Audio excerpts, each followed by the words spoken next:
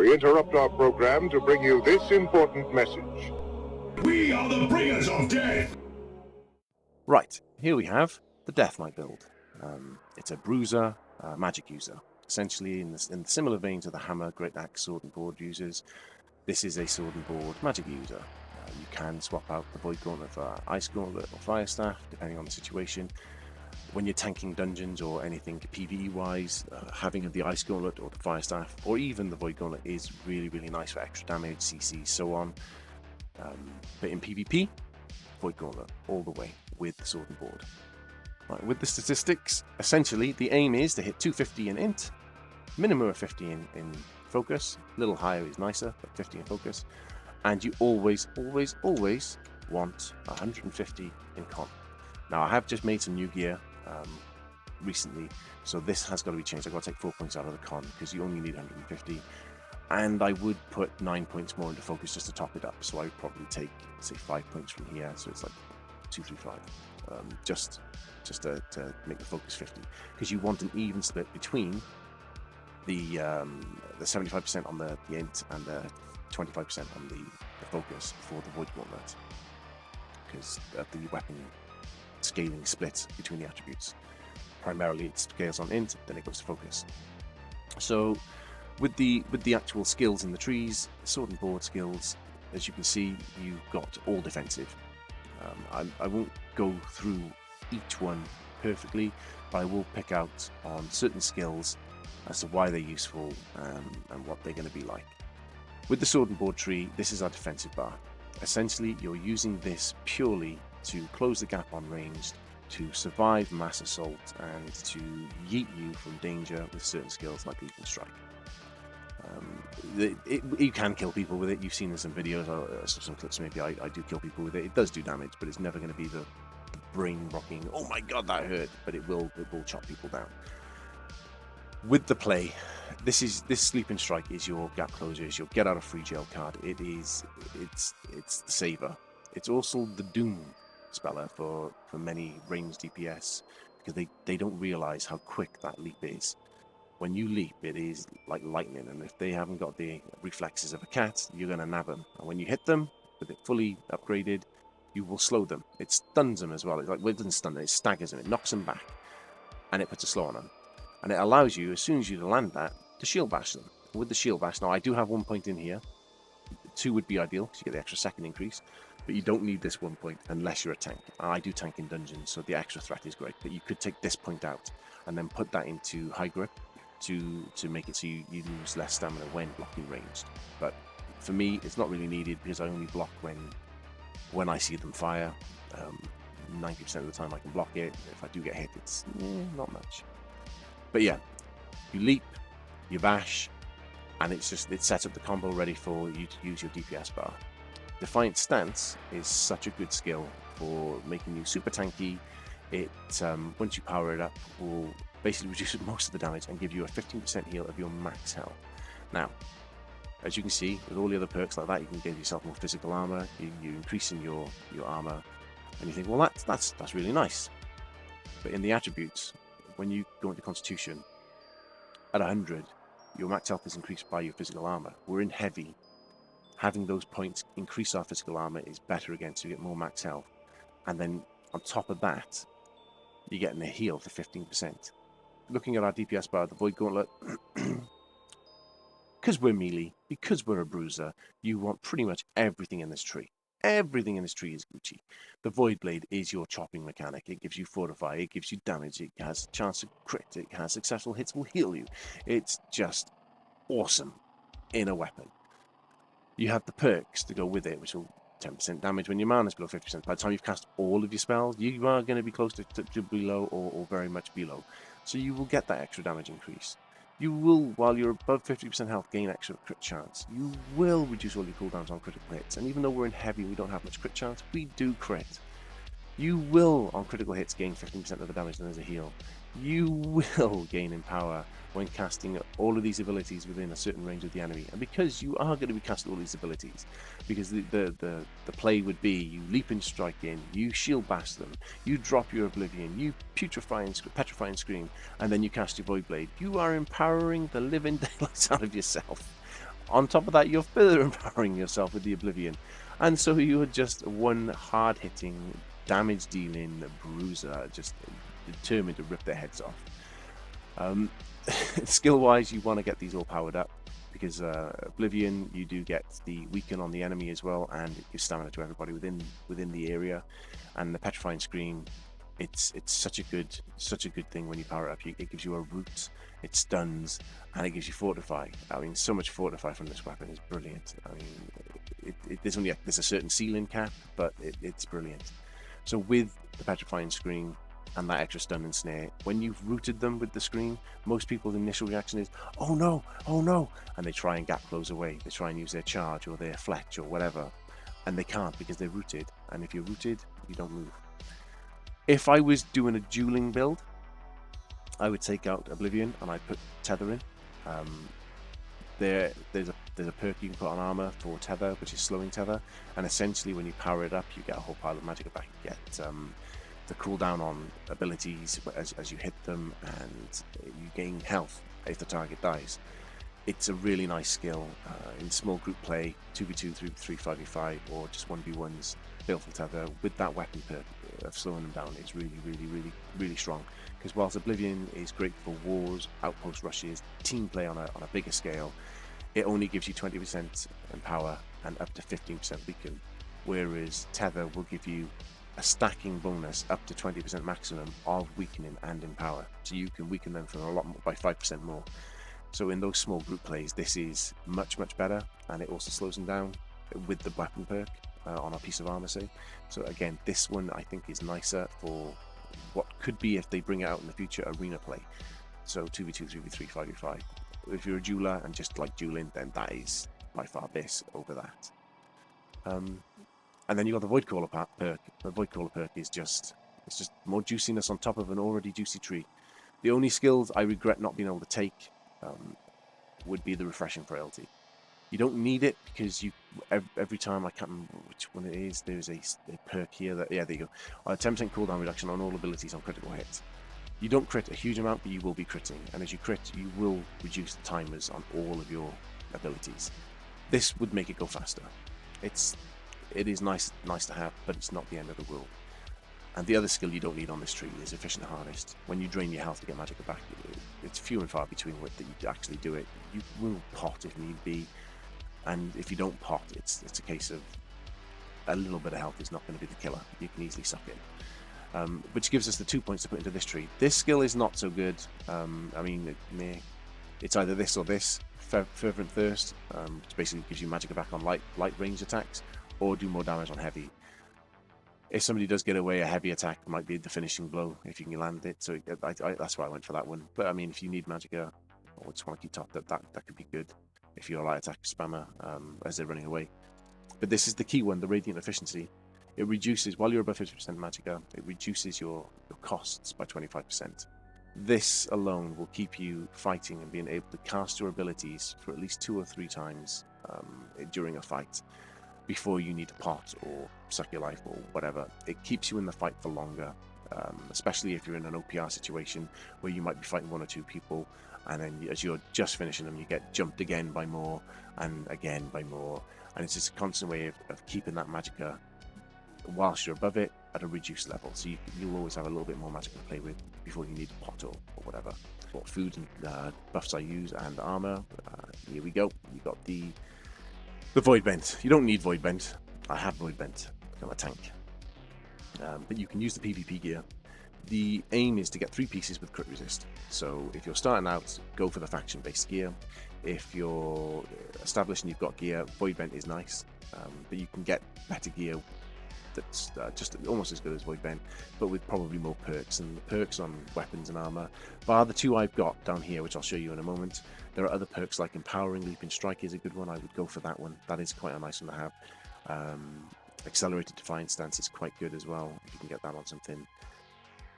Maybe if you want to play with that Slowing Tether, maybe having a Slowing Tether option to swap out.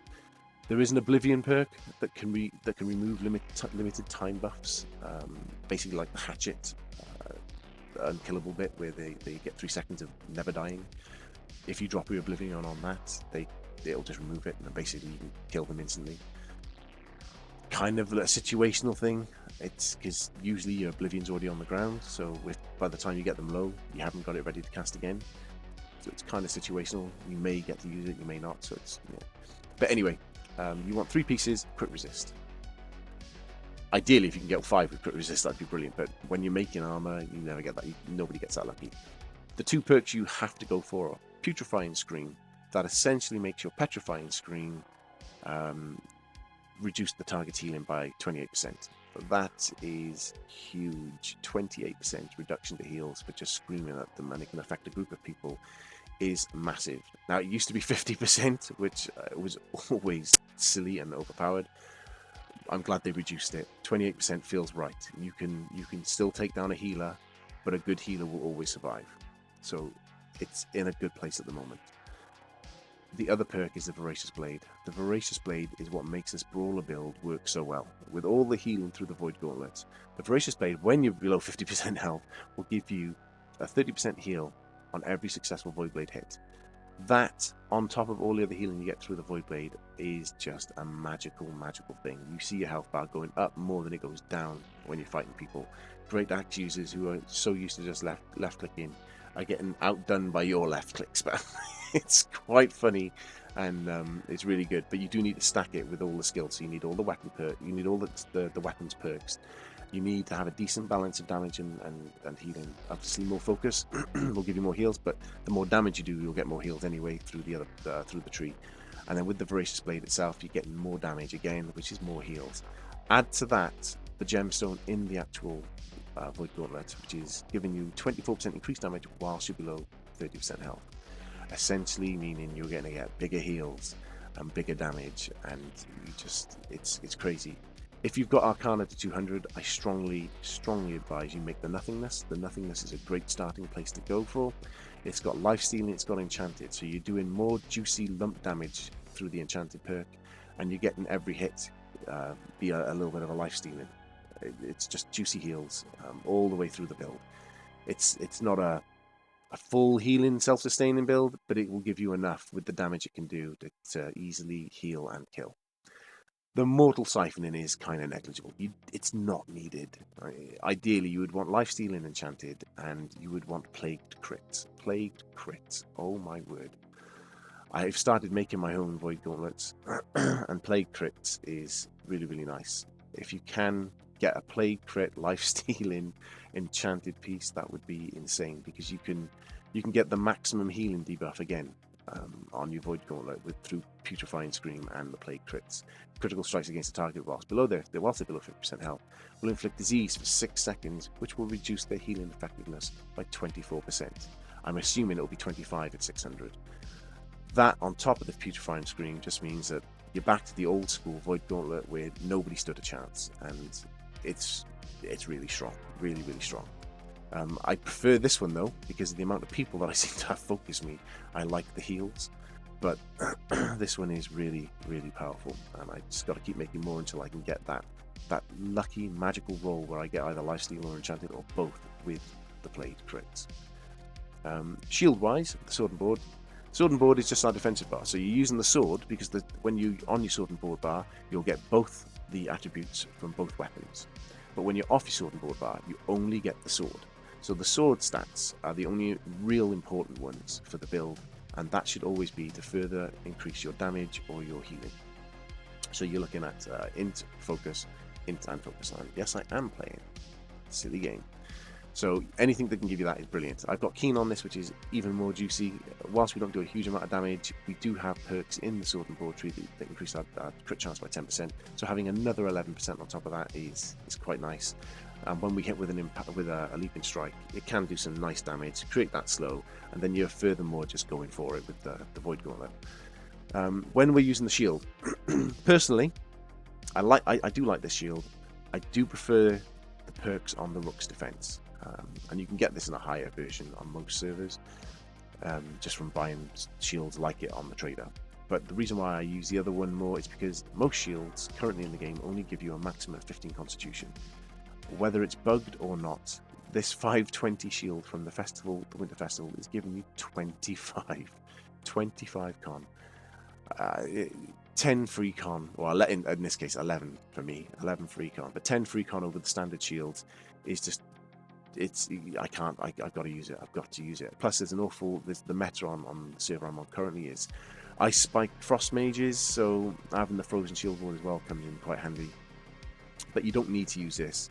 You could just go for the quest, the shield quest, and get the Rook's Defense, which is legit a very, very strong shield. The accelerated Defiant Stance has got me out of trouble many, many times and saved me in many fights. And having Sturdy means you can hold block just that little bit longer, which means you can reduce that damage a little bit further. But ideally, any shield like that, or if you can get that, brilliant. Jewelry-wise, there are certain perks on jewelry you're going to need to get. For necklaces, you always want to get a healthy one. Anything else is bonus, healthy.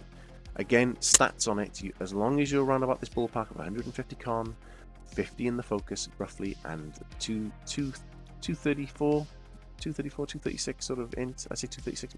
No, just aim for around about the 235, 236 int. You will always have good jewelry no matter what the stats are, as long as you aim for those numbers. Health is really good because it gives you more free health, and in my case I've got a Purify one. Now the jewelry piece is only a 504. I haven't got the ability to get really good pieces as of yet. I could buy some, but I like the Purify. The Purify every 1.5 minutes is quite nice because you could be in a mass fight, you drop below 50% health, and all the debuffs they put on you, whether it's a slow, a root, a poison, a bleed, it just all vanishes, it all just disappears, and you're free to do as you please again. So I kind of like the Purify. I think it's a strong perk, but with that only usable every 1.5 minutes, it's balanced. I do think it's balanced, but definitely get healthy. On rings, the main perk is hearty. You go for hearty. Hearty gives you an extra dodge. In heavy, you only have 2 dodges, so you want to get that 3rd dodge so you can keep in the fight longer. Anything else on top of that is like keen or void damage, a bonus. In this case, I actually quite enjoy having Sacred because it buffs the outgoing healing from Defiant Stance from the Void Gauntlet itself as it's chomping through people and healing us. It's quite nice to have all of that. It all adds up to the heals. So yeah, Hearty's primary, but anything else to buff it would be good. But again, get the stats, get Hearty, you should be laughing. Jewelry piece, earring pieces are kind of a mixed bag. Ideally, you want something that will give you regenerating. If you can get it, Healthy Toast. The reasoning is with regenerating, you're always getting a health tick based on a percentage of your missing health, based on a percentage of your health, which is really, really nice because we have a high health pool. But the Healthy Toast allows us to drink any magic apart. You don't have to use infused, but you can use any cheap magic apart, and you will get, and in this case, 8.1% of your max health back as a free heal. So it's like having a mini health pot. So since pots are on different timers, you can chug an infused health pot for a big heal. You can use an infused regen pot as you go in slugging, and then you have a little top me up heal when you just need to just give you a quick top up before you go back into being blitzed, or if you're running away, you can get a 3rd heal for free. It's really, really good. This one drops in Reekwater at the Virid Grotto. Is a tentacle boss inside there. Basically, kill him and it will drop the earring. I haven't seen it drop any higher. I'm not gonna lie, I've only farmed it a couple of times and I've only seen the earring drop once. If it drops at a higher level, I don't know. Maybe I was unlucky because my earrings were around about 540 at that time, so maybe I was just unlucky with the actual drop that I got, and it rolled super low. But if it does drop higher, then this is definitely one to farm. If you can't get it or you don't like the idea of that, another really, really good option to go for, and I don't seem to have it on me. No, I do. There it is. Sorry, is the Ill-Gotten Gain.